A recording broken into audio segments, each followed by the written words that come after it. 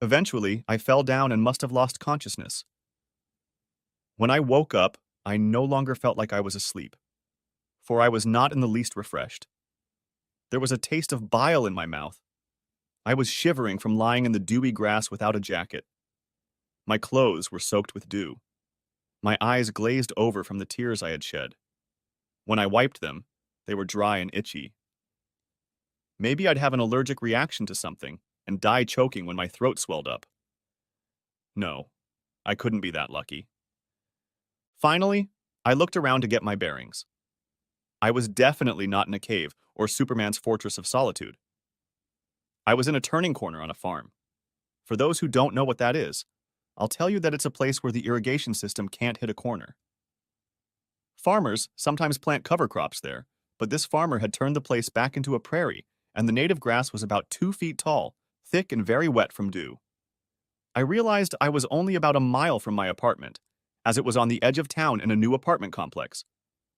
I know I had run many miles, but since I wasn't trying to run in a straight line, I slowly veered to the left and almost ran a lap. What luck that I got away and almost made it home. I wonder what Freud would say about that. A car drove down the paved county road that bordered the field, and I ducked back into the tall grass. I have no idea who was in the car, but for some reason it seemed to me that two lovers would be trying to find me. It suddenly dawned on me why the partnership contract was so onerous. Tony thought she was the one who decided everything.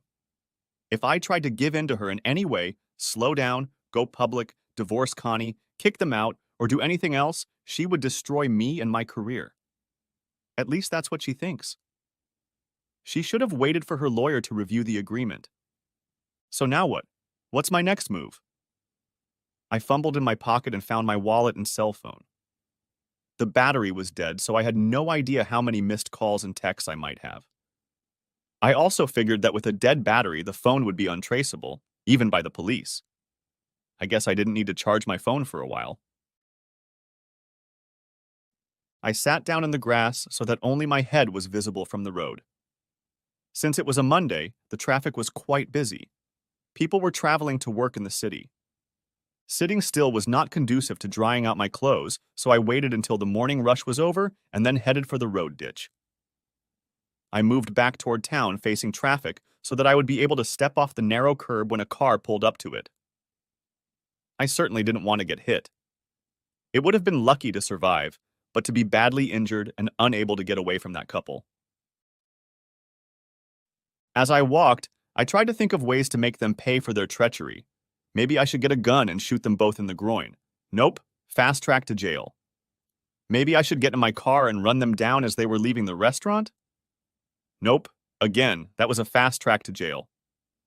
I'd tried many ways to get revenge, but I'd never figured out how to avoid jail. It was complicated by the fact that Tony was the one who had been socializing with the local rich and famous to build a business. I was just a designer and figured I had little to no political clout. Maybe I should divorce Connie. I mentally reasoned about it. If I sued her, I'd have to pay for all the attorney's fees, hers and mine. That was a common complaint of friends whose marriages failed. The one who sues pays all the costs. Several friends, both male and female, have been financially and emotionally broken as spouses fought their divorce to the last. No, why give her what she wants? Then she would get most of our assets and could marry Tony. That's what Tony wanted too. Why else would she go after my wife than to take her away from me? Deep in thought, I almost didn't hear the clatter of wheels on the road and almost hit the mirrors of a huge pickup truck driving by. Only the honk of the horn made me look up in time to take a step to the side and almost fall into the ditch. This was where I needed to keep my cool. The mile to the condo didn't take long enough to make a decision. I was still debating my near and distant future in my mind as I approached the corner, located on the next street over from my former home. I stopped and peered behind the nearest building. Luckily, all I saw was my car parked in front of my once happy home, now turned into an empty building. How to approach it now? I needed clothes and toiletries. Well, maybe not a razor. Now I didn't need to maintain a clean-shaven look. Maybe a goatee would look good. I smiled, imagining lamb chops on my narrow face. Maybe I still had a sense of humor. Stepping off the sidewalk, I quickly headed straight down the front of the townhouses to my car. I quickly unlocked it, started it, and moved it to a place where it couldn't be locked. I then went back to the condo for my personal belongings. Thankfully, there was no critters in there. There was a note on the desk, but I ignored it. Instead of a suitcase, I took my bags. The bags were much easier to maneuver if I needed to leave the house in a hurry. Soon, I had everything I needed for a few days. Unless she changed the locks, I would be able to go inside when I needed to grab some more clothes. The camera and laptop with their respective chargers were in the bags. It took a few trips to the car. I took my belongings in order of importance so that in the event of an alarm, I could hastily remove them. I didn't need the pictures. I looked at the various drawings and then went to check on Connie. It was missing. What a surprise. I guess it was now hanging prominently in Tony's house. This hardened my heart even more. Time to go. I headed to the local branch of our bank, where I quickly set up a new account and transferred half of our savings and funds there. This would give me some respite. I then stopped by Walmart to pick up a track cell phone. Activating it, I called Jerry Caldwell, my attorney, and brought him up to speed. We now knew why this partnership had been proposed and why it was so onerous. Jerry asked if I was going to get a divorce right away and confirmed my assumptions about what would happen. I've decided to ghost for a while until I figure out what I really want to do. I know that I was way off the mark in my 33 years, so there was a distinct possibility that I would want to have a wife again if I could overcome my fear of rejection and humiliation. He asked me to come into the office, and I signed a power of attorney for medical and financial affairs. Connie had no right to decide what would happen to me if I suddenly became incapacitated. I could even forbid her from seeing me if I ended up in the hospital for any reason. That eased my anxiety a bit, as I didn't want to see her in the near future, or maybe forever. Back in the car, I put my old cell phone on the charger I always kept there. I had one more thing to do before I turned into a ghost. Stopping for a snack at one of the fast food places, I turned on my phone and waited for messages and missed calls to stop beeping in notifications before sending my message. It was addressed to my boss, Tony Lapiro. Short and simple. I'm quitting immediately. Send Constance my last check with vacation and sick leave balances. Do not attempt to contact me. This phone will be disconnected as soon as possible. Another short and simple message was sent to my wife. You can contact me through my attorney, Jerry Caldwell. He has my power of attorney in case you need or want to dispose of the apartment. I've transferred half of our checking and savings accounts to a separate account. Hitting the send button, I took the battery out of my phone and tossed the whole thing in the nearest trash can. I then called my cell phone provider and gave up my phone. This will save Constance money every month. So where should I go? There were still clothes and other things in the apartment, but I figured they were just things. I could replace everything and probably live without it all. I needed a job and a place to hang my hat, even though I don't wear it that often. I couldn't rent a room in a motel, at least a decent one, because they would require a credit card. Constance could track me down if she wanted to, and that would lead to something I wasn't ready for yet. A confrontation. I was still a wounded animal looking for a place to lick my wounds. I knew I shouldn't try to get a job as a graphic designer, at least locally. Maybe I should hang my shingles and become a one-man store. Maybe later, but right now I just needed something to keep me busy and make some money to live on. I didn't feel like wasting fuel on the road, so I went to the county park on the river about 3 miles out of town. There, I could park under a tree and sit in the shade, contemplating my next steps. I still wanted to hurt Tony somehow, but at the moment I couldn't think of a way to do it. Late that night, I did decide to call Jennifer White at the office. When I was put through to her, I got straight to the point. Jen, this is Cal Sanders. I just wanted you to know that I resigned this morning. Tony did something so vile to me that I can't stay there. Whatever she says about me leaving, it's only because she seduced my wife and wants to get her for herself. I will miss you all and my work, but like I said, I can't stay there. Jennifer hurriedly replied, Cal, I'm sorry. I didn't recognize the number you called from. Should I keep it a secret? Yes, please. I got rid of my old cell phone and will never use that number again. I'm also leaving town as soon as I decide on a destination. I probably won't be making any more calls. Well, let me bring you up to speed. After Tony must have gotten your resignation letter, it was like she went crazy. She ranted and screamed for quite a while until she finally called a meeting. She said you were taking some time off and that she would get you back to work as soon as she contacted her attorney. I don't know what she meant by that. I just know that nothing seems to get done today without your input. I know you're all good at your jobs. You'll do just fine without me. I had to leave my phone conversation with Jennifer as Jerry was trying to reach me. Cal, it's already starting. I was just contacted by Miss Lapiro's attorney. He demands that you return to work immediately, or the contract penalties will be enforced to the fullest extent.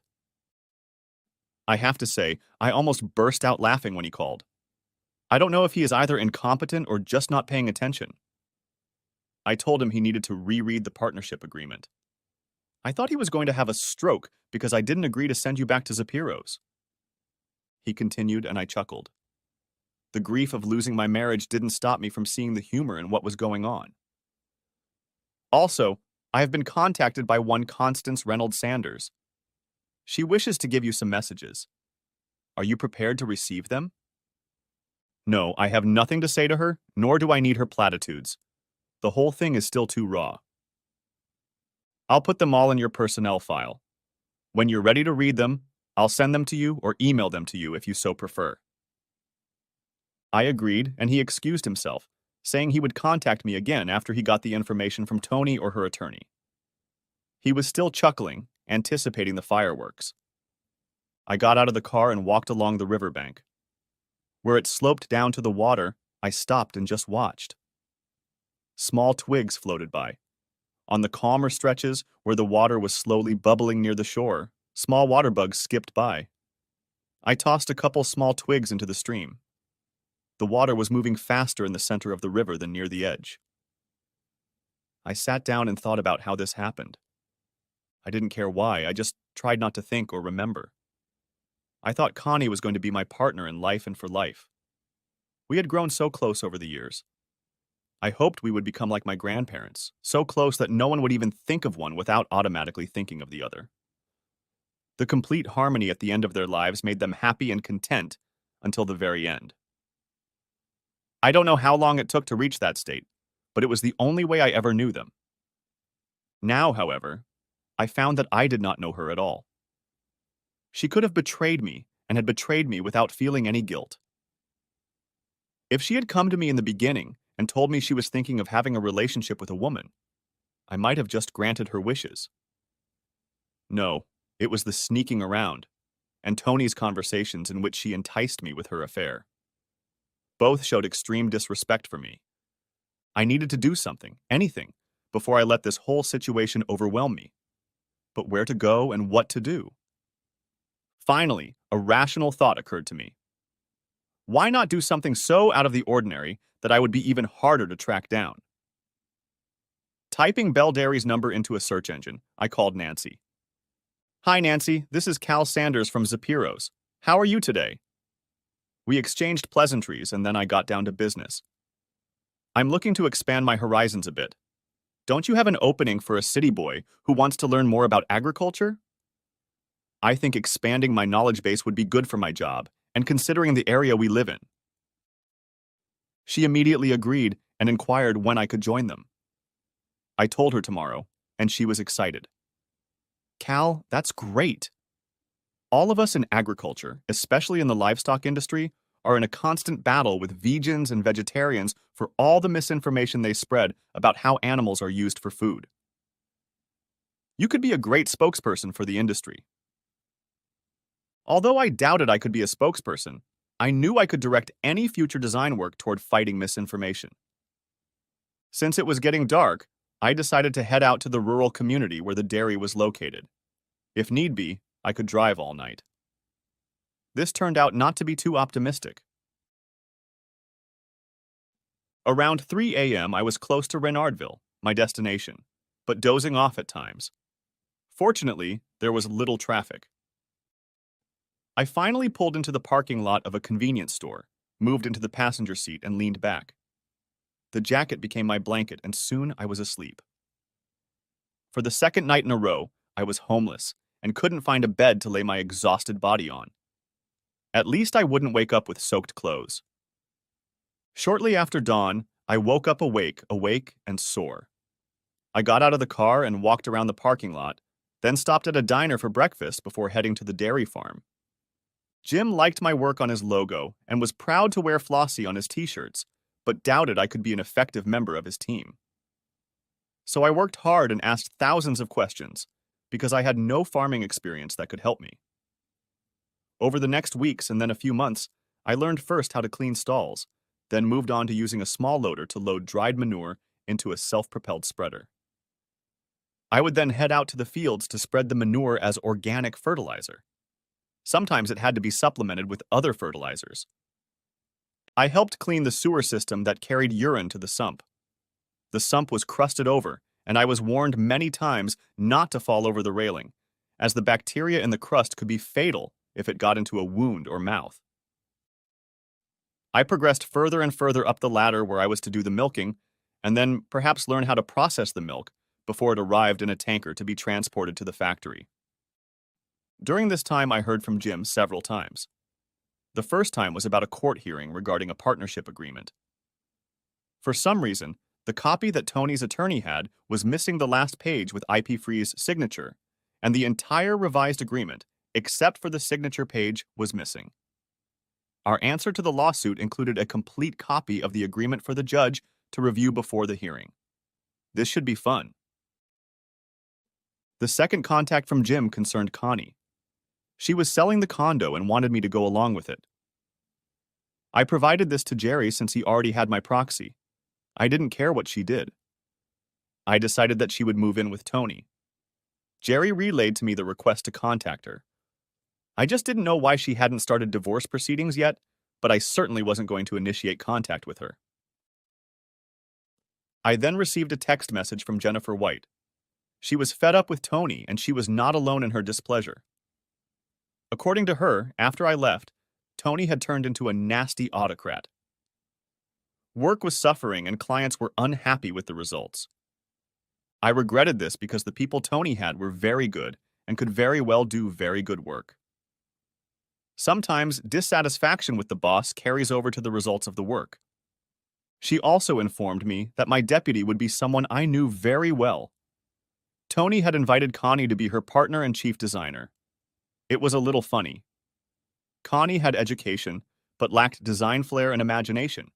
In addition, she had no executive experience. A couple days later, Jennifer texted and asked when I was going to open a new store. The entire team was ready to leave without warning. She believed that Connie and Tony were almost intentionally trying to make the team's lives so miserable that they would contact me and try to get me back. Her words were, "Tony goes around all day saying, 'If only Cal was here, there wouldn't be any problems.'" She also said that Connie just sits alone, if only in the office with Tony since no one wants to talk to her. The whole team figured out the relationship between the two, and everyone was not happy. Jennifer didn't try to talk me into coming back. Then it was time for the partnership hearing. Jerry informed me that I had to attend. Although the judge would likely rule in my favor, if I didn't attend, he could charge me for it. I made sure to keep my goatee groomed. My hair was pretty shaggy by then, as I was too busy to go to the barber. But heck, why mess around with my hair if I wore a cap all day? I lived in a bunkhouse on a dairy farm, so there was a definite bovine odor in my suit, even though I had showered that morning. Since the hearing was at 9 in the morning, I left the dairy at 4, so I could make the 4-hour drive to the site and unwind a bit. By the time we entered the courtroom, my suit was a little wrinkled. Connie and Tony were seated along with Tony's attorney. Connie looked a little, how shall I put it, pregnant. It had been a few months since I had left and she already had a little belly. I was wondering who the donor was.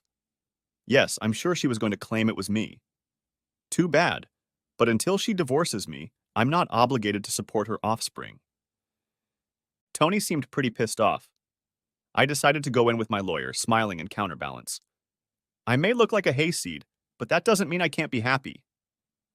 I threw a brief glance at both of them as we sat down, but from then on, I was facing the judge. The hearing went about as we expected.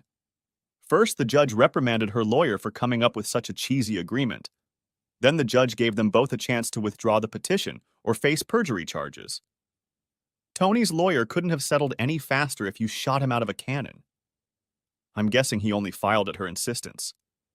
God only knows what she thought she was getting out of it. Maybe she thought she could talk to me and tell me what an asshole I was. After passing judgment, Jerry and I stood up and headed for the exit. Connie jumped out in front of us. Wait, Cal, I need to talk to you. I'm pregnant and you're the father. When are you coming home? I didn't answer anything. Then she got a little confused and grabbed me by my funky lapels. Please, I'm your wife and I have rights. You need to talk to me. I need you here by my side. Come home and let's work this out. I twisted her arms enough that she let me go. The bailiff was watching closely. You have no right to talk to me. None whatsoever. By the way, you sold our house, so there's no home to go talk to. Get a lawyer and file for divorce, then I might have to talk to you. I think you're in a hurry to marry your whore. By the way, make her pay for your offspring. I don't know why you think I'm the father. You'll have to prove it to me. She tried to grab me again. I looked at the bailiff. Doesn't that constitute battery? Or is it assault or false imprisonment? I don't want that woman touching me at any time. He hurriedly walked over and led Connie away.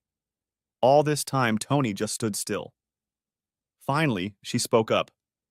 I can't understand why you would be so cruel to a woman who loves you. What kind of person are you? I'm the kind of person who doesn't share. I'm the kind of man who refuses to forgive sins against him when the sinners feel no guilt. I'm the kind of man who finally takes off the blinders and sees bitches for what they are. Bitches and whores who betray others. I'm also the kind of guy who doesn't want to talk to anyone who did him wrong ever again in his life. I walked out of the courtroom, headed to my car, and returned to the only home I had left. One where cows and most people weren't judged. Nancy and Jim Bell had become sort of surrogate parents, or at least kind aunts and uncles since I'd come to work for them. I explained to them why I was on the run, so to speak, and why I didn't want to pursue design in the near future. They understood, but didn't quite agree with me. Apparently, Nancy really wanted me to be an industry spokesperson. I'd be lying if I didn't admit that I still kept my sketch pad next to my bed. The rooms in the cabin were small, but there was privacy. Quite often I'd fall asleep late with ideas in my head, or wake up at odd hours to do some sketching. Yes, the ideas came about a campaign for the dairy industry involving Flossie. Nancy and Jim needed someone else to be the lead, someone with a recognizable name. That person also had to be camera-friendly. That, of course, wasn't me. One day I mentioned that I had some ideas for supporting the dairy industry, and Nancy almost jumped in surprise. What do you have? When can I see it? You have to let us in. I smiled at her. Soon. I'm working up concepts so you can hand it to whoever you want. A milk or beef tip would be good for starters, as it can be adapted to any animal. You could even substitute chicken or pig and deliver the same thing. Right now, it shows Flossie on it. When the storyboard is complete, the ad agency can take it and bring it to life. They will find the right celebrity voice for the narration and the right looks for the model. I won't copyright it, so there's nothing stopping you from using the entire design as you see fit. She hugged me until I reminded her that I had a paying job to get back to. She smirked and clapped me on the back. Like your boss is going to fire you. Fine, go to work and take care of this project. Jerry finally got the paperwork regarding the separation agreement. Connie was demanding a lot of alimony. I refused, and he sent the papers back unsigned. Then, the divorce papers came, and now she was demanding even more money and spousal counseling. Jim objected that she had a relationship with Tony and that I did not recognize the parentage. a request for DNA was made. The judge deferred the matter until after the birth of the child. The potential child support amount was reduced because of my low salary. I was making no more than minimum wage at my dairy job. I received room and board pay that was not included on my income tax return, so it didn't show up on any divorce papers. Anyway, I finished the storyboard and pitched all my ideas to the Bells. They joined the dairy board, made their presentation, and it was unanimously accepted. Soon, the money was allocated. Some of my drawings of Flossie were going to be used as models in CGI animation. To voice Flossie, they found a country music star who had grown up on a dairy farm, who was well aware of how hard it was to fight the vegan crowd. Another celebrity with a deep country accent was chosen to voice the other parts. And then came the ultimate surprise. They chose a former model, now heavily pregnant, to be the center of attention for this and future commercials. Yes, Constance Reynolds Sanders was to be the face of the dairy industry. Nancy explained that they were going to do a lot of pictures and video clips of her, a pregnant woman, consuming dairy products to help the fetus develop. After the baby was born, commercials would be made showing the benefits of dairy products for the baby's development. Nancy knew that the baby might turn out to be mine, but that didn't interfere with their plans. If Constance's baby didn't fit the role, they would search for a suitable star who could grow into a model child if necessary. The Bells didn't hesitate to tell anyone who asked where the campaign came from, even though I didn't copyright the material or ask for compensation. One day, my bosses at the Dairy Council delivered a check for $10,000, and other meat councils sent representatives to discuss with me how to adapt my ideas to their needs. I soon needed an office, as the small bedroom in the dairy was too small to conduct business and sleep in. The bellhops bailed me out again. There was an old, small commercial building in Reynardville that had been vacant for a long time. I don't want to say how long, but first of all, I needed to replace some small windows and get the birds and vermin out before I could start cleaning. The Bells wisely told me that I had no more work with them unless my new project worked out.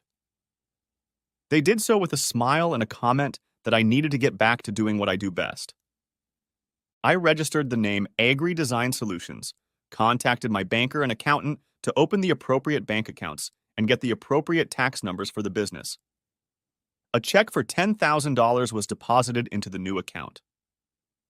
My phone number was listed as the number for the business.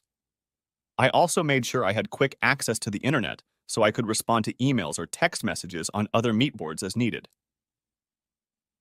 Early one morning, I put on my dirty clothes as I needed to do some deep cleaning in my new office space. Fortunately, it also had a small apartment that I was going to live in the near future. I was surprised when I unlocked the door and saw that the space was not only shiny from the cleaning fairies, but also filled with mismatched office furniture. It seemed that at least 10 people could comfortably work here, and there was still room for conferences and meetings.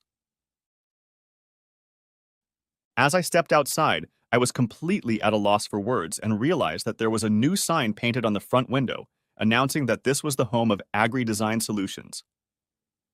I walked back into the house and headed for the living area. I assumed I would have to spend all day cleaning up in there, but again I was amazed at the transformation. Everything had been cleaned and the space was filled with used but very sturdy furniture. I also had guests coming over. Nancy and Jim stood there with huge grins on their faces. They quickly introduced me to the mayor and the head of the Area Chamber of Commerce, who organized the cleaning and furnishing of the space. As the mayor said, "We live in a dying city. Any new business needs all the support we can give." The head of the Chamber of Commerce seconded that statement and handed me a list. "These are local farmers and ranchers who want to talk to you as soon as possible. They've seen the Bells branding themselves and want to join their ranks." He pointed to one name. "This lady is on the Soy Advocacy Board and wants to discuss how to better market soybeans. Even though vegans are in favor of soy, the average person has a negative perception of it." I was humbled and stunned. "I thank you all, but I'm just one person. I don't know if I can fit it all in quickly. I also thank you for furnishing the space to make it look like there are several people working here, but I don't think that's possible right now. I just started a business after all." Nancy pulled herself together. I don't think you'll have any trouble getting help, because I've been in touch with one of your former coworkers. You remember Jennifer, don't you? I nodded. So, Zapiro appears to be in big trouble. The last payroll didn't go through and all the employees are gone. According to Jen, without your guidance and inspiration, everything fell apart. That's why we brought Constance on board. She saw the writing on the wall and left. Unfortunately, she maintains her personal relationship with, what's her name? Oh yeah, Tony. But she doesn't work there anymore. She took a breath while I comprehended this news and then continued. Long story short, as soon as I told her you were starting a new design company, she wanted to know how to join it. She and a few others will be here tomorrow. The rest of your old team is working on either moving here, even in vans if necessary, or working remotely through Zoom. I needed to sit down. Luckily, the dining chair was sturdy and I collapsed onto it. I couldn't find my voice, trying to line up all my comments and concerns. It's one thing to start a new business as the sole owner and sole employee, but having multiple employees, some of whom are moving a considerable distance, on your first day of business is very daunting. How should I proceed? I voiced my concerns. Nancy waved her hand at me as if it wasn't worthy of discussion. I have someone who will help you get started on the job. She'll be here later if you'd like to talk to her. The others apparently knew of this person, as they all nodded in agreement. I nodded in agreement. The mayor quickly got on the phone. Looks like I need to take some kind of command. Everyone chuckled as I continued. Do we have any coffee here? I think we should all have a cup and then head to the lovely meeting area I saw in the front, where we can sit and relax while discussing all you've accomplished. I was used to small-town life, but I was unprepared for what happened next. The mayor's call brought a huge group of people to my new business office. Coffee, tea, and lemonade were soon on the table, and cakes and Danish pastries of all kinds were on another table. People came and went throughout the morning, all with the same welcome message. Names were called. A few I recognized from the list of potential customers. Most of them told me they wanted to talk business when I was ready. Finally, the mayor, Tom Blevins, brought in a particular person to introduce me to. Cal, this is my daughter, Emily Tocklin. She is very qualified to help run your business and has just moved from Detroit to live here. I believe she may be the person you need. Again, I was speechless for a few moments. You remember Constance, my wife? She's a beautiful woman with a modeling career. Emily is no match for Connie. I regretted not bringing a notebook because I needed to capture the essence of this true vision of beauty. And when I started talking to her, she had no idea what kind of vision she was. She was the most down-to-earth and organized person I had ever met. We sat among a crowd of well-wishers and had a deep conversation about how and where I plan to grow this company. She immediately made a to-do list of things that needed to be accomplished for us to really get started. As we talked, I felt right at home with her. We also discussed my marital status and the reasons for it, and she informed me that she had just left her husband when he came home and stated that he wanted to move to a bigger house where he could bring his 2 girlfriends to live with them all. He wanted her to call these women sister wives and for them all to share and share equally. Emily disagreed and moved out the next day and returned to Renardville. Her divorce was recently finalized. She had 2 young children to take care of, but her mother was helping with childcare so she could focus on agri-design solutions. We decided to hold off on salary discussions until later, as the rest of the town still wished us well.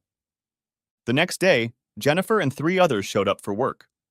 We didn't have full internet access yet. The cable guys seemed to take forever to install the equipment and connect the room, but we were able to use a tablet to communicate with the others. One of my main goals was to get to know new and potential customers better than just a quick meeting. Immersing myself in the dairy business helped inspire me to create an advertising campaign. I offered to do the same with each client. The designer assigned to the client was to work in that area until the business was well researched. He would then design for that company. Some disagreed, But when I talked about my ideas for the milk board and how it was the springboard for this new company, everyone had to admit that my idea had merit. As we continued to work, it soon became clear who was and was not supportive of my direction. I introduced Emily as the office manager and talked about how her job would change as we moved forward. I honestly admitted that I was not a business person, and she had experience that would help us not burn out if we just partnered with her. Emily then took over the meeting and got to work on how timesheets and expense reports would be kept and filed. Lists of potential clients, starting with other meat boards, were sent out, and teams were created to see if my original idea would work or if we would start from scratch and come up with exciting and dynamic campaigns for each organization. It didn't take long for our new teams to get to work.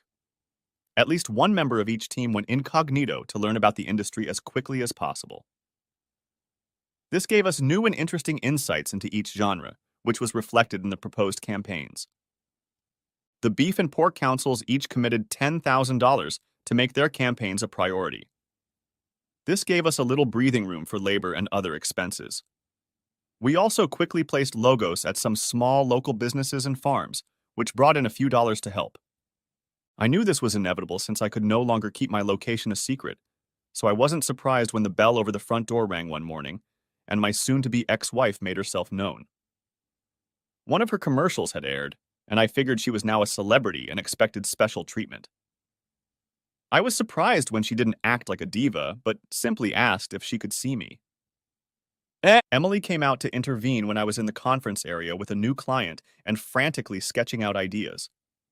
She had already realized that I needed to focus on my work, and she needed to focus on running the business. At the beginning of the day, we would meet and discuss how we thought the day would go. At the end of the day, we would meet again to criticize and work on solutions. I think the conversation started like this. Hello, my name is Emily. I'm a business manager. How can I help you? I'd like to speak to Cal, please. I'm sorry, but he's busy with a client right now. Did you have an appointment? Emily later recounted that Constance smiled regretfully at that question. No, I was hoping that if I just came in, he would talk to me. I don't think he would ever make an appointment for me. I'm sorry, but I'm a little confused. Why did he refuse to meet with you? I'm his wife. Oh, that explains a lot. Please have a seat. Do you need an extra cushion to sit on? It had to do with Constance's late pregnancy. I guess Emily knew from experience that the old tailbone sometimes gets tender when the fetus increases in size. Emily stayed close by to see if Constance needed anything. She brought her a glass of water and some coffee cake. Several older women from the church were so impressed with our new company that they brought us pastries or coffee cake every day. I was thinking of organizing a gym so we wouldn't turn into couch potatoes. Constance and Emily were making small talk. I was so engrossed in my client that I didn't notice her show up. I assume Cal told you about our relationship problems. Emily replied, Cal and I exchanged marital stories on the first day we met when we were discussing how I could help him with the business. There has been no comment since, even when we saw the dairy commercials. She paused. He seemed pleased that you portrayed a mother-to-be using his ideas to promote the industry. Actually, I was trying to impress him. His ideas are very good and should help paint a more realistic picture for the consumer. Do you know how he gets his inspiration? He seems to be very knowledgeable about the industry. Emily gave a quick smile. I think he went to work at the local dairy after he left his last employer. He cleaned stalls, cleaned milking machines, spread manure, and then spread it over the fields. I think that might explain his background. Also, his former employers are good friends and visit him every time they come to town. They have a lot of experience in the field and will answer any question. Constance seemed surprised that I was doing manual labor as described. She had always known me as an artist and graphic designer. She looked around. Is it just Cal and you working here? I see a bunch of empty desks. How's business going? Emily smiled again. Are you asking for you or your lover? From what I understand, she closed her business and is working as an entry-level designer for her old company. Do you want him to succeed here, or do you hope he follows her path? By the way, what's her name? Constance seemed to blush slightly. I'm curious because I want him to succeed. He left, actually ran away, when I tried to assure him that I loved him despite his looks. I never meant to hurt him. I just fell in love with another man, someone I felt the same deep love for as I did for Cal. He just couldn't stop himself from trying to understand and accept. She paused to see how Emily would take her comment. Her name is Tony, by the way. And how has your relationship been lately? Do you two still get along like newlyweds? Constance's face must have turned red then. We've had some problems. With Cal leaving, there's been some friction between us. The pregnancy didn't help. We had planned to work things out for a few years before I got pregnant, but he overcame my birth control and now we're going to have a daughter. We, meaning you and Tony, or we, meaning you and Cal? Actually, in a perfect world, it would be Cal, Tony, and me, and we would love her the way 3 parents should love her. Emily seemed to start laughing. I heard her and looked over to see who she was talking to. I tried to keep her presence out of the way of my clients, for they didn't deserve the drama that was about to unfold in a few minutes. I couldn't hear what Emily was saying to Constance, but I could see the facial expressions. It foreshadowed a contentious reunion. As I said, I didn't hear their conversation. Emily responded to Constance's outrageous comment about all 3 of us having to be the parents of her future baby girl. You know, you're almost as delusional as my ex-husband. He wanted me to be part of a harem and for his whores to have an equal say in the raising of our children. I left him so fast he's still going crazy. I haven't known Cal that long, but I know he would never have agreed to your perfect life. How long have you been married to him? Do you even know him? I think that was the end of the conversation. From my seat, I heard my favorite wife say, I think you've had enough. Tell my husband I'm here, and I have to talk to him. I thought she was going to stomp her foot like a child who has been told he can't eat a piece of candy. Her look was thunderous. I don't think a spike in blood pressure was healthy for her pregnant state, but what do I know? I ignored her. I had clients to work with at the moment. If she didn't like it, she could make an appointment like everyone else did. I turned to my clients again. They raised Simmental beef and wanted their brand to showcase that. I offered to do a profile of one of their bulls with the branding and ranch name in the center of the side of the beef. I made sure that the profile was really one of their bulls so that it was authentic and not just clip art. Once I had a good sketch on a sketch pad, we agreed to the concept. We went up, I shook their hands and promised to do a color example on the computer in a few days. Then they would make a final decision. After they left, I took a deep breath and slowly exhaled. It was time for the final confrontation. Thankfully, Tony wasn't accompanying Constance to Reynardville. I walked over to the chair Constance was sitting in. I didn't greet her as I didn't want to see her. Constance, why are you here? I told you to have all of our conversations through our attorneys. The divorce is on hold until you give birth. Then there will be a parentage determination, and I will pay you child support if it is proven that the child is mine. Actually, she is, Cal. She's going to be a beautiful baby. Don't you want to hold your own daughter in your arms? No, as long as you or Tony have the right to decide how to raise her. I don't think you're a good enough role model to raise any child, and after Tony and you screwed me over, I don't think she should be around any child at any time. God only knows what ethics and morals you two will teach her. I see nothing but destruction in her future. That's why you need to come home, Cal. You could teach her and show her ethics in action. You could be the one person to set her on the right path. Yes, I would have been her nanny and caregiver while you and Tony flaunt your loose morals and lack of ethics every day. Sorry, but no thanks. You're just going to abandon your child? So you say. I promise you I haven't had another man since we became exclusive. Yes, I know how good your promises are. You once promised to leave everyone else, and now you can't live without your new love. We'll just wait and see if you've had any other man besides me. You know that's not true.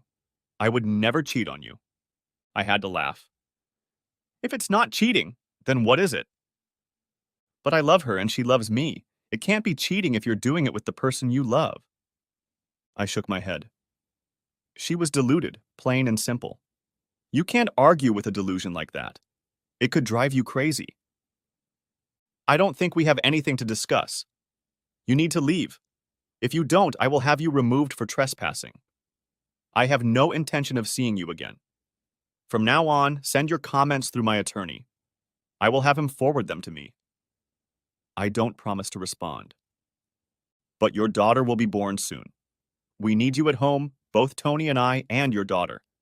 I want you to be in the delivery room with me when she's born. Will Tony be there too? Of course, she will be Jenny's second mom and my birth coach. She should be there. If there's one person I want to see less than you, it's my former boss. No, I won't be there. Get a DNA test done as soon as possible, and I'll provide my sample without argument or delay. If it's mine, I'll pay court-ordered child support. I warn you that I don't make much money, as the business is still new and just starting to turn a profit. Hell, I wasn't even allowed to pick a baby name. It had already been decided by two whores.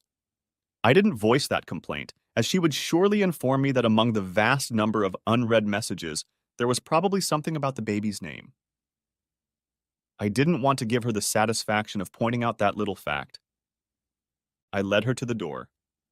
I really wanted to grab her arm and push her out, but that would have looked ugly to anyone who might see me pushing her out the door. I opened the door, and she obediently stepped out. Constance, I'm not kidding when I say I'm going to have you removed for trespassing.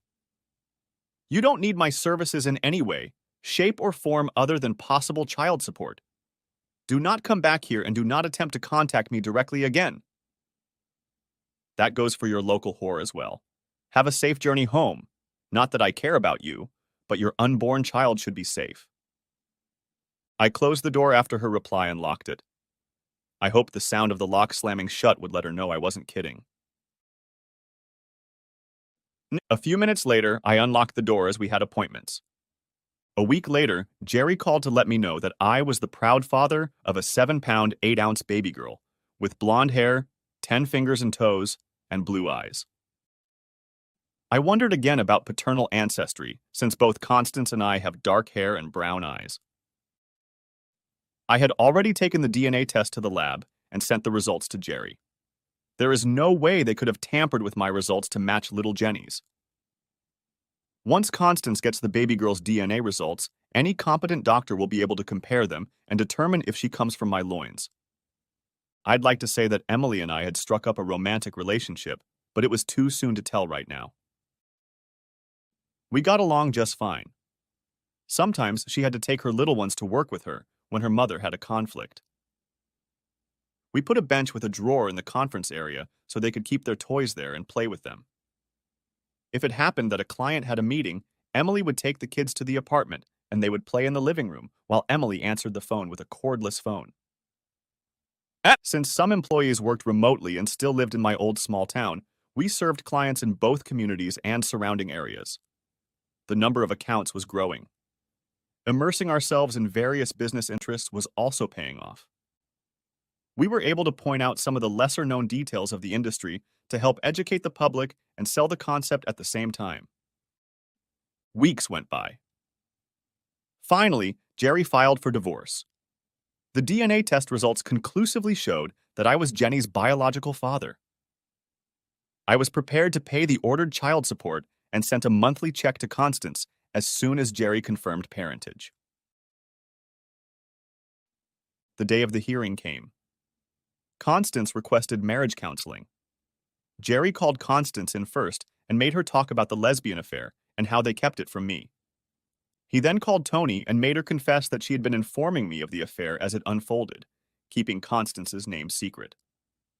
Jerry then had each of them confess that they had tried to make me a de facto slave through the partnership agreement and in fact had finally admitted to the affair, believing that I had signed the agreement. After Jerry tore them apart in the dock, he sat down and whispered, "Do you want primary custody of the child?" I didn't know what to answer. It hadn't occurred to me that I could prevail on the child's mother. Why do you ask? Was my only response at that point as I tried to make a quick decision. Look at the judge, Jerry said. That man is furious. If he could charge them with a felony for what they did to you, he would. Now is as good a time as any to ask about it.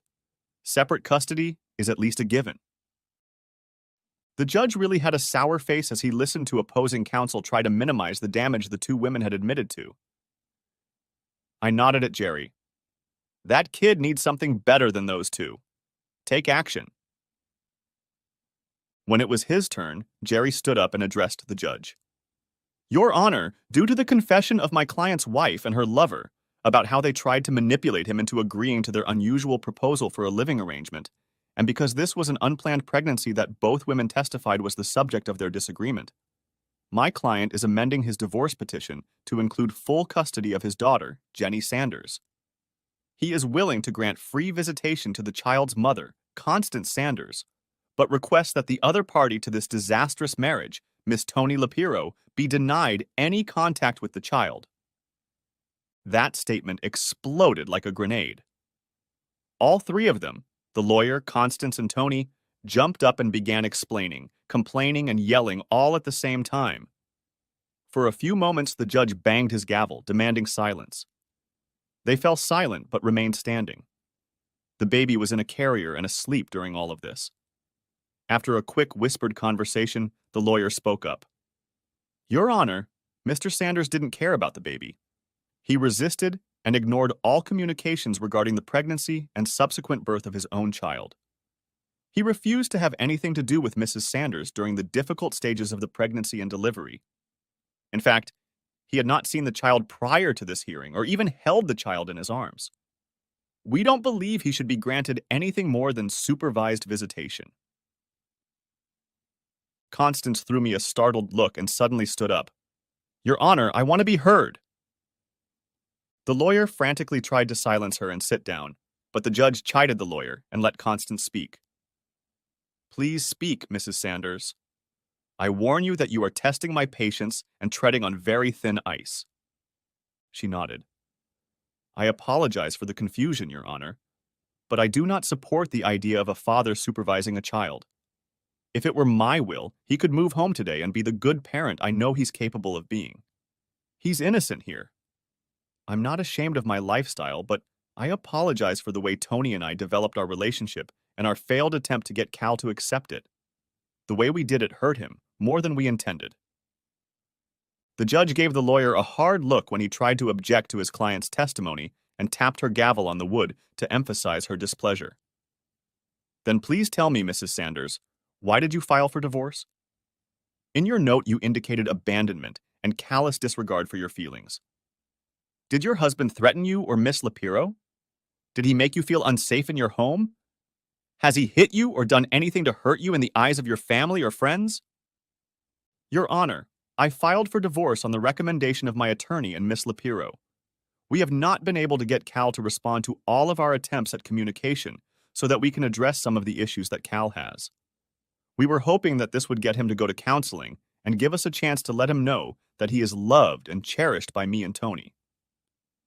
The pregnancy was unintentional and certainly unplanned, but if it helps him heal, it will be an additional consideration in my attempt to stay married and maintain my relationship with Toni. As for threats against me or Toni, he has done nothing more than have us kicked out of his new place of employment for trespassing. Your husband's attorney cites that the pregnancy was the cause of the disagreement between you and your lover. Is that true? Since the pregnancy was not planned, it took us some time to come to terms with it. We didn't plan on having a child for a few more years. But, like other parents who had to quickly come to terms with the news of a baby, we have accepted my daughter and are working on becoming the parents she needs. Are you talking about yourself and Mr. Sanders or yourself and Miss Lapiro? At the moment, I'm talking about myself and Miss Lapiro. I'm hoping Cal will agree to the requested visitation rights to be able to participate in her upbringing if he can't accept our relationship and move home. I whispered to my attorney. Ask her about the house, where she lives, etc. Also, why she sold the apartment when I was helping to make the payments. The judge seemed to read my mind, or at least my lips. Mrs. Sanders, where do you currently reside? I live with Tony in her apartment. Did you and your husband have separate quarters while you were living together? Yes, sir. We had a condominium that we lived in. What happened to that property? I sold it after Cal left. Why? You couldn't afford it after he left? Was it too much of a financial burden for you? She blushed. It was a bit more of a burden since Cal's income had dropped significantly, but he transferred money to our bank every month. I decided to sell the house so that Tony and I could run the household together, since we love each other very much. Did you make a profit on the sale of the house? Yes, sir. Cal and I had lived in it for 7 years, so it had accumulated a certain amount of capital. Did you share that capital with your husband? She hesitated a little and blushed with embarrassment. No. Tony's business was failing, and I became a partner. We used every means possible to keep the business from going bankrupt. It didn't work, and the business failed anyway. Tony now works for another company. He looked at the papers lying in front of him. I don't see a partnership agreement in these papers. Did you have a formal contract? No, sir. Tony and I had a gentleman's agreement. She promised that I would return everything I put into the company when it became profitable again. Did your husband know about his money being used in this venture? She shook her head. Did you try to tell your husband what you were going to do with the money from the sale of your joint home? She shook her head again. In other words, you conspired to have an illicit affair with your husband's boss, flaunted it while hiding your identity, then concocted that nasty partnership agreement to get him to approve of your intentions to change the marriage. Then, after he left, you sold joint real estate to invest the money in this same woman without an agreement, while hiding it from your husband and preventing him from knowing how the money was being used. Then you and his former boss try to force him to honor the contract you think he signed, but commit fraud when you take the case to court. Now, you want him to just say, "It's okay," and move home, to your lover's house and become what? An unpaid nanny? And this is with you flaunting your relationship with Miss Lapiro? Your Honor, Cal would not be an unpaid nanny. I will accept him with open arms as a full partner in our relationship. I want him with me where he belongs. I think I've heard enough. I'll take all of that into consideration, and I'll let you know my decision a week from today in this courtroom, the same time we started this trial. He banged his gavel and walked out of the courtroom, and we all stood in silence. I shook Jerry's hand and hurried out of the courtroom. I tried to get ahead of any attempt by Constance and Tony to interrupt me. Constance tried to take the baby in her arms and yelled at me, asking if I wanted to see my daughter. I hardened up and kept moving even though it felt like I was wading through molasses to get out of there. Jerry didn't let Tony catch up with me, just blocking the passage. I realized from the shit she was spouting that she had never been a friend, just someone to use, abuse, and then try to control for her own ends. That week, I stayed at a motel.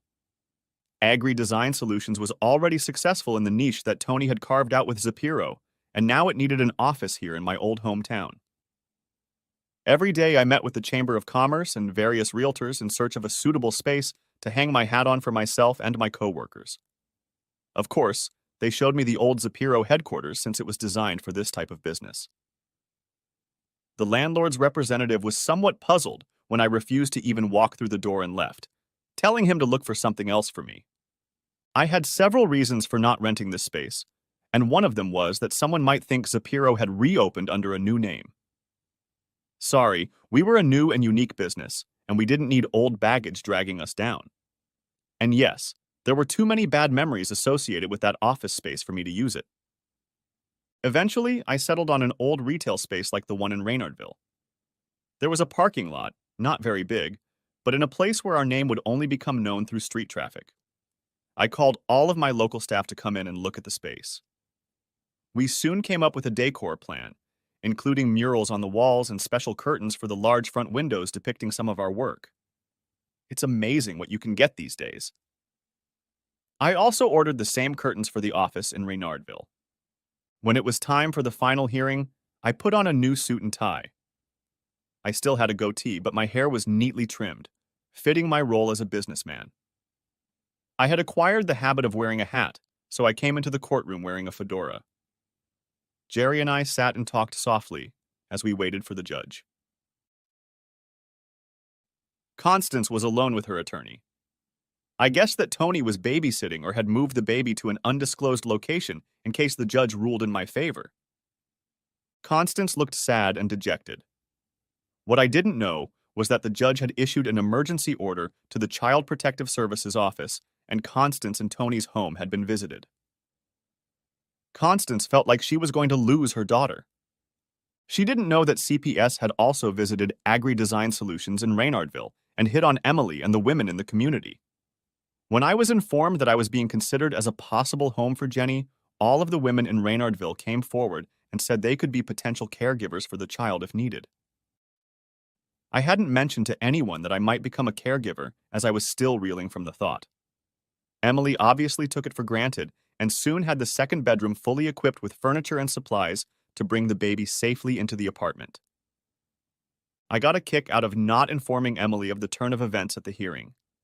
She made me smile as she gave me hell.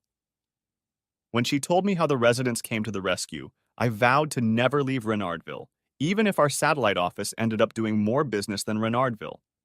It was humbling and gratifying to be welcomed into the community so quickly. Anyway, on to the hearing. The judge called us all to order. He solemnly announced his decision.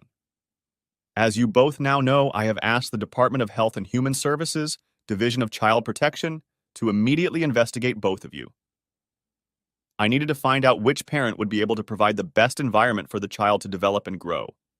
Ideally, it should be both of you in a traditional family, but that is not the case in this instance. He paused and cleared his throat. The preliminary report I have doesn't say that the father, Calvin Sanders, or the mother, Constance Reynolds Sanders, would be better for this child. Now that the Department of Health has gotten involved, there will be additional site visits and investigations to make sure that whatever decision is made today is in the best interest of the child. Constance was relieved. I suppose she thought her lesbian relationship might have swayed the investigator to my side. I felt some relief myself. Taking on the role of full-time father to a child who was only a few months old was very challenging. We waited with bated breath for his final decision. I have reservations about keeping the baby in the current situation because of the chicanery, outright lies, and attempts to manipulate Mr. Sanders into being nothing more than a slave to two women who definitely did not have his best interests at heart. The lies that have been told and admitted in this courtroom make my stomach churn. If I could find a violation of the law in this marriage and breakup fiasco, I would have had the district attorney file charges against you, Mrs. Reynolds Sanders and Miss Tony Lapiro by now. I find you despicable and wonder what place your daughter will have in your lives. I also doubt Miss Lapiro will be able to influence a child when she has no remorse for stalking and seducing you and destroying Mr. Sanders' happy home. I see that she has not come to support you today. Why, Miss Reynolds? Constance's attorney quickly conferred with her client. Your Honor, Miss Lapiro is watching the baby today, as it was thought that emotions might run very high and disturb the baby. The judge hummed. That is the only commendable thing you have done lately, madam. I also have my doubts about giving custody to a man who has shown no interest in his child, other than paying the recommended child support since his birth. You noted last week that Mr. Sanders has made no attempt to visit the child or even hold him in his arms. This lack of attachment is troubling, even though I have positive feedback and recommendations from the residents of Reynardville. I only nodded as the same thoughts swirled around in my head. Even with the help of the residents of my new hometown, was I good enough to be Jenny's parent? He turned his full attention to me. Is there any possibility of you moving here and continuing to run your business? I understand you're opening an office here. Hearing this, Constance turned her head sharply. No, Your Honor, there is no reason to move here. As you probably know, this is not my hometown. I grew up 1,000 miles away and only came here for my education. I stayed here for the business opportunities, and then the opportunity to open a graphic design office with Miss Lapiro. Never, ever, anywhere have I felt as comfortable as I do in Reynardville. The entire community has not only welcomed me, but has been extremely supportive of not only my budding business, but of this endeavor as well. I have been humbled and overwhelmed by their recognition and support. I can't in good conscience leave there. He nodded. At this time, I am authorizing the dissolution of the marriage of Calvin Sanders and Constance Reynolds Sanders. I am also ordering the Department of Health and Human Services to conduct further investigation into the welfare of the child, Jenny Sanders Lapiro. For the immediate future, standard visitation with the child by the father, Calvin Sanders, will be limited to 1 day a week and every other weekend. When the child is 6 months old, custody will be split, and the child will be with Mr. Sanders 1 week out of every 3. At the end of the first year of life, I will revisit the issue of visitation and custody, and I'm inclined to split custody. 2 weeks with Mr. Sanders and 2 weeks with Miss Reynolds Sanders. I am also issuing an order that the child's name be changed from Sanders Lapiro to Sanders. I was shocked. I hadn't heard that Constance had legally formalized Jenny's last name as Sanders Lapiro. Another insult thrown in my face. I could feel the rage building in me. Courtroom or not, I was about to unleash all my rage on my wayward ex-wife. I think she felt it as she sat in her seat and clung to her lawyer for protection. I could barely hear the rest of the judge's words. I also order that Tony Lapiro is not to be alone with the child under any circumstances. She will not care for this child. If an investigation by the Department of Health shows that she is in any way affecting the welfare of the child, I will order that the child be removed from your home and immediately placed in the care of Mr. Sanders, who will be the sole custodial parent. He looked intently at Constance. Do you understand? Constance looked confused. Sir, we live together. Why can't Tony communicate with our daughter? My decision is based not only on the story of how she seduced you and forced your husband out of your life, but also on an investigation I ordered. I found that your husband was the driving force behind Miss Lapiro's business, which failed. Once he left, it was a foregone conclusion that the business would fail, despite the money you had invested in it. Clearly, Miss Lapiro is not the businesswoman she thinks she is. The partnership agreement she tried to force on him to make him the ultimate cuckold, and almost a slave to her, is also part of this decision. Also, it bothers me that you gave her so much money to try to save the business without any repayment schedule or contract. The fact that you didn't even try to split the money from the condo sale with your husband or get his involvement in the disposition or investment of that money. I am concerned about whether you are looking out for the best interest of your child when it comes to your lover. I realize that you have gained some notoriety as a representative of the dairy industry and that your daughter plays a significant role in that. Constance nodded. My investigator uncovered a plot by Miss Lapiro and your attorney to patent your daughter's name and likeness, become her agent, and profit from that fame now and in the future. His look spoke volumes. Jerry Caldwell was almost trembling with the urge to jump up and claim something in my favor. I was utterly bewildered at this turn of events. The rage swept from Constance to Tony. How could a man who was such a good friend be involved in such a despicable case? The judge was focused on Constance and paid no attention to us at all. Did you know about this? Constance looked as puzzled as I was. She looked at her lawyer. He couldn't return her gaze and looked away. She shook her head. I'm sorry, Your Honor, but I assumed Jenny was represented by my agent. I signed the contracts, not Tony. I have no idea what her plan was or why she was doing this. The judge nodded. As to your living arrangements, I cannot determine where or with whom you live. I can only rule that Miss Lapiro is not to have unsupervised contact with your daughter. He turned to me.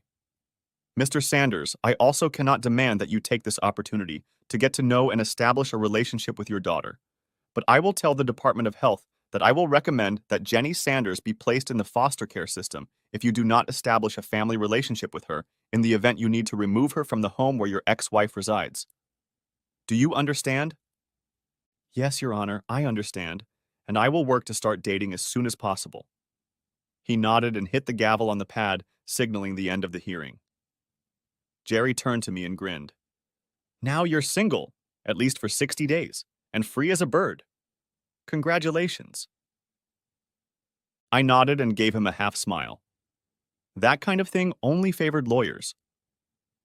I was still hurt and angry. I wanted nothing more than to crush Tony with my bare hands, and this coming from a guy who never had to defend himself physically. I've certainly never been in the military or special forces. I hadn't practiced martial arts, and I didn't even know any tough guys who could fulfill my request if necessary. Jerry stood in the aisle as the judge invited opposing counsel forward to speak quietly. However, we could still hear him. Son, I want you to know that I am turning over all information about this disaster to the Bar Association. Expect to hear from the lawyers soon and be prepared to surrender your license. The lawyer looked duly chastened and only nodded his head. When he turned around, Constance was already in his face. How can you call yourself my representative? How can you do this to me? Are you trying to steal my daughter from me? She didn't let him answer before slapping him and turning to me. Cal, wait, please. I'm asking you to listen to me. I paused. I was going to have to deal with her for as long as we had a daughter in common, so I might as well start accepting that little fact. I didn't have to talk to her, though. She could just talk to me. Jerry stopped next to me and nodded. Please forgive me. I had no idea what Tony was doing or trying to do. I don't understand it at all. I'll abide by the judge's decision, even if it means I'll be living alone again. I won't deny you if you want to see Jenny. Furthermore, I want you to come to the condominium and meet her right now. Today, if you want. I can't bear the thought of losing her, and I can't bear the thought of not having her father in her life. Please come and meet her. She tentatively touched my sleeve as if she wanted to grab me and drag me along. I just pretended to be a statue and didn't even pull away. Her expression screwed up even more and she sighed, pulling away. I was hoping that once you recognized Jenny, you'd forgive me and maybe even let me come back to you in some form. I still love you. With an impassive look, I shrugged. She realized what she was talking about and backed away. Jerry stepped in. Miss Reynolds, why don't we arrange a neutral place where Cal and Jenny can meet? I will say on Cal's behalf that it is inadvisable for Miss Lapiro to be present at such a meeting, and that no contact should be attempted at this time. Constance nodded, then brushed away a few tears as she realized how she had been addressed. Part of my paperwork insisted that she revert to her maiden name. Now the last name Sanders would not be used by her or Tony if they married. They then arranged a time after lunch at a local park where I could see my daughter. Now, as I write this last part, I wish I could say that everything turned out sunshine and roses. But, as in real life, it turned out to be much more complicated than that. Jenny was very resistant to me. She cried every time I tried to pick her up until she was 3 months old. Finally, she got used to me. The visit went according to plan. When Jenny turned 6 months old, Constance weaned her off breast milk so that she would have no problem feeding her daughter when she was with me. I had to give up my plan to use a small apartment at the facility. The nice people at the Department of Health's Child Protective Services barely approved that apartment for the times I left her there. Once I started living with her every week out of 3, I needed a better and bigger place to live. Once again, the people of Reynardville stepped in and found a very nice home for Jenny and me. Constance moved out of Tony's, but I believe they got together whenever Jenny was with me and on those rare nights when Constance managed to find a babysitter. She made sure that Tony had absolutely no contact with Jenny. Jenny remained a child in commercials for the milk board, and Constance and I made sure that the money transferred into her account was invested in her future education and then into adulthood. I paid the required child support when Jenny was with Constance and put the same amount into a trust account when she was with me. Was I dating Emily? Emily decided a relationship with her boss wasn't kosher and decided to look elsewhere. I, on the other hand, found my next love in the most unassuming way possible.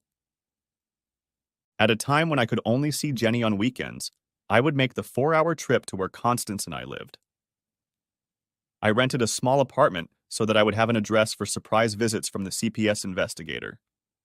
I figured the stress of the long drive would make Jenny more reluctant to meet me, so I'd leave early so I had time to see my staff. The business was growing and I needed to find an office manager. A little prickly little girl named Karen came into my life. She was no more than 5 feet tall and weighed about 100 pounds. She couldn't be called beautiful like Constance or Emily, but she was just beautiful. She had applied for the office manager position and had interviewed well. I was just wondering if she could keep my local design group focused and productive. I gave her a chance, and she took the reins, and along with Emily, got everyone working even better than before. Karen was my age and was also in a broken marriage. Her husband had gotten his secretary pregnant and left Karen, leaving her with 2 young children. When I first met the little ones, they immediately started calling me Uncle Cal. We danced around each other for quite a while. Until one Thursday afternoon, I walked into the office. I had already taken care of all the local business and was getting ready to take my usual desk to focus on work when Karen came up to me. I usually came in on Friday, made my inquiries and any necessary decisions. There weren't many since I had Emily and Karen, and then worked on my projects. I may have been the boss, but I was also the lead designer and had to put my best foot forward. This week, I showed up on Thursday to consult with Jerry Caldwell about incorporation and was ready to work until the appointed time. Karen came over and tried to sit her tiny back on the corner of my desk, but her height was not enough. After bouncing around a bit, she managed to grab onto the corner and wiggle around until she got comfortable. After that, she ruined my day at work, but changed my life. Look, I know you won't make the first move because of the current quid pro quo rules, so I'm going to make the first move. I think you're interested in me, and I'm certainly interested in you. If it helps us, I will submit a letter of resignation to make it more convenient for you to meet with me. I hope that's not necessary, but it is what it is. How would you like to have dinner at my place tonight? I may be a little naive when I remember what Constance and Tony have done behind my back, but I hope I'm not stupid. A very pleasant-looking woman who knew her worth and wasn't shy about expressing it was asking me out on a date. I immediately agreed to a date at her house. From there, we progressed from there. Finally, Emily and Karen came to me and offered to switch places. Karen wanted to be with me the whole time, and Emily was ready to date again and wanted to be in a bigger place with more choices. It was quite ironic when she chose one of my designers. Karen moved to Reynardville, but right into my house.